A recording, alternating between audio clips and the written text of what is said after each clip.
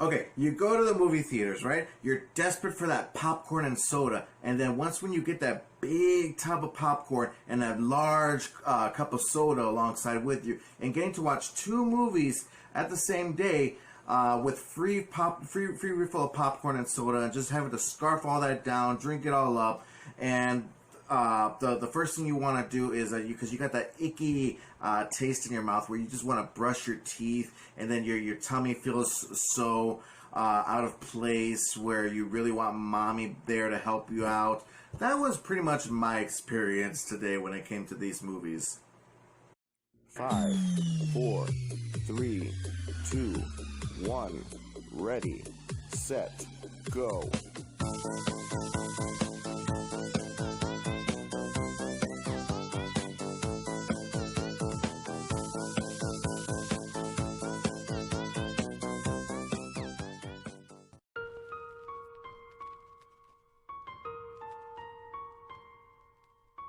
So let's go ahead and do this, you guys. Let's talk about scary stories to tell in the dark. I had no idea what this movie was about. I rarely saw any of the previews that were anywhere memorable to me to grabbing my attention to watching this movie. But the thing is, I love scary flicks very much to watch, especially in the movie theaters. And pretty much by myself, if you ask me, that's pretty much what happened. I was very much alone in the movie theater when I went ahead to watch this. And was I prepared to get scared? In some sort of extent, but not highly enough to where I could say that this movie was scary. It wasn't even, sitting at the edge of your seat. It was just more of an enjoyable entertainment sort of flick. It's kind of like the way I would have wanted the live action Goosebumps movies that we've got these last several years with Jack Black in them. Those seem very like a kiddie version, but this one I actually liked a lot, and I didn't even know that it was based off of some several book series. In which cases I'm really excited for if this movie succeeds enough to follow it through with its other sequels that are part of the book series. I believe that there are two more. There's three set of books, and the movie kind of ends itself to where it makes you know that there's still more to come. There's something that like a missing piece of the puzzle. So I'm very fond of what this book is all about. I never really did get to read the book. I didn't even know, like I said, I didn't even know that this movie was based off of a book. Nowadays, that's what most movies are based off of now. But when it comes to this one, I'm okay with it, because I went ahead and watched it. I didn't know what I was watching. I didn't like the fact that this movie doesn't really have that much character development, only with some several characters that, of course, which cases are pretty much the main characters of this movie. But the supportive characters, in fact, they're pretty much more just the ones that are going to get killed throughout the movie, or the ones that are going to get attacked within these several scary sequences of the film. So anyways, this movie, of course, is going to take place during Halloween season. And these kids decide to go ahead and go exploring in a haunted house and find this very mysterious book. And then one of the main characters, this girl which is played by Zoe Margaret Coletti. She opens up the book, she reads it. It's kind of like The Mummy, you open up the book, you read it, you unleash this evil that's going to be raining terror on you and your friends. So it's kind of like that, and so, but it happens within each and every single individual character. Until it gets to the very ending where, the main characters, of course, are the last ones, and of course they find a way to how to stop this evil and then move forward on with their lives, so on and so forth. So it's not as an interesting story. It's a pretty messed up story when you watch the film, but I really find that the movie, I'll give it this, okay? I admire the CGI. I mean, it's not even CGI. It's very much performers in not even in animatronics, but in costumes and outfits, and I very much admire that, because even though nowadays we got CGI that's part of the cinematography of our films nowadays, it's I don't know, it just takes me out of the film when I see terrible CGI, something that doesn't look so realistic. It really pulls me out of the film. I don't really feel that attached to a movie if the CGI doesn't feel as realistic as it should be. But this one, in which cases, they did a lot of performances within, some artwork that they tried to stay very true to the very moral of what the book had in store. I did do several researches as to what these stories had in store.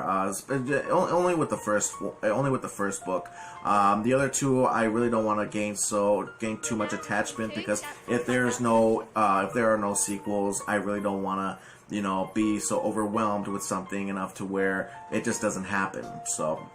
But when it comes to the first one, they did try to stay very true to this, because it's directed by Andre Overdahl, but it's also produced by Guillermo del Toro, who did, of course, the first Hellboy movie, and the second one, and then Blade, and so on and so forth. He has a very unique, different, and imagination that he likes to bring onto the silver screen, and I love different people's unique imaginations that they like to bring into real life, and I think that Guillermo del Toro has that great talent. But we got other supportive characters in this film, like Natalie Gonzam, Austin Abrams, Gabriel Rush, Michael Garza, Austin Zajor. I'm sorry, my pronunciation is highly terrible. But none of these, I know that they do bring themselves into several other performances in different projects, but there's one in particular that I do remember that I just recently watched him on this show on Netflix, which is, of course, Breaking Bad, Mr. Dean Norris. I just recently finished watching the movie The Hustle with Anne Hathaway and Rebel Wilson.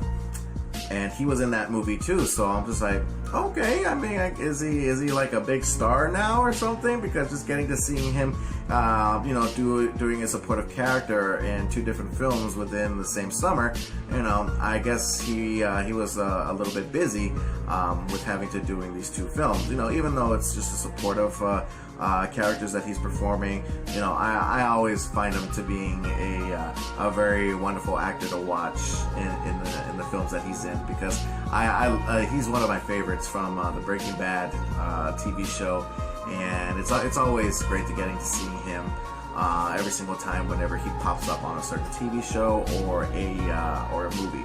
So, but scary stories to tell in the dark. Like I said, it's a lot more. It's a better version of Goosebumps. I'll give it that.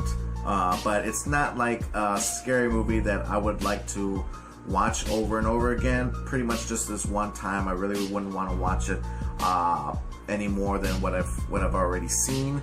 If there are going to be upcoming sequels, if this movie is successful in the box office, I would be more than happy to go ahead and watch them. But getting to see them more than once, or even buying it on DVD, Blu-ray, not a really good popular choice for me. But on Rotten Tomatoes, it was surprising to seeing that they went ahead and gave this movie an 80%. And for me, I went ahead and I thought about it really, really good. I mean, a lot of time I put into it, and it came to where I just went ahead and decided that this movie isn't as good as I wanted it to be, but because of the visual performances of these performers who did all the performance arts with all these creatures that are brought into this film, I gave it a really high plus. So that's what gave the movie a good 67%. I gave it a 67% for this film. So like I said, great, wonderful film. I had a great time with this. You know, I didn't even plan to go on watching this. This is only a movie that I wanted to watch, which was pretty much the only interesting one after getting to watching Good Boys. Like I said, go ahead and watch it if you like it. Bravo. But for me, it's only just for this one time. So that's my review for Scary Stories to Tell in the Dark. What do you guys think? Go ahead and leave a comment in the section on the bottom there, you guys, to let me know what you guys think. And don't forget that you can also check out some more of my videos on YouTube and on Facebook. Just look me up at Awesome Joe Movie Reviews. And don't forget to click on the like and subscribe button. That way you can go ahead and help me out there, support my channel. It's highly appreciative. Like I said, there's so many movie reviews, trailer reviews, movie commentaries that I really very much love to do. Just go ahead and do that. But other than that, you guys, I'm Awesome Joe. Thank you guys so much once more again. Keep on living the dream, and as always, stay awesome. Thanks you guys once more, and I will see y'all in the next video. Bye.